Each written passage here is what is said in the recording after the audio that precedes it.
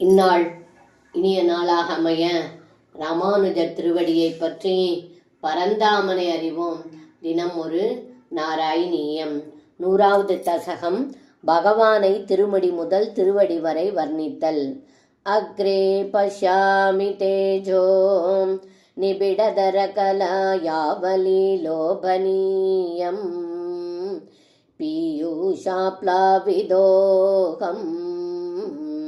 ததனு ததுதரே திவ்யகைஷோரவேஷம் தாருண்யாரம்பரம்யம் பரமசுகரசாஸ்வாதரோமாஞ்சிதாங்கை ஆவீதம் நாரதாத்யை விலசதுபனிஷத் சுந்தரி மண்டலைஸ்ட.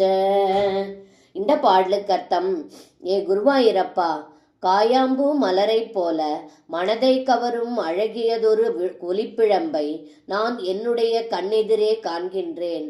அதனால் நான் என்றும் அழியாததான அமிர்த ரசத்திலே முழுகிக் கொண்டிருக்கின்றேன்.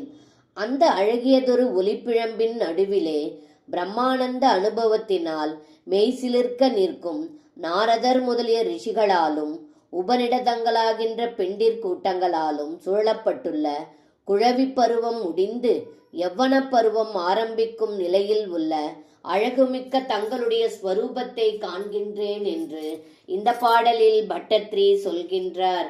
சர்வம் கிருஷ்ணார்ப்பணம். ஸ்ரீ குருவாயூரப்பன் திருவடிகளே சரணம்.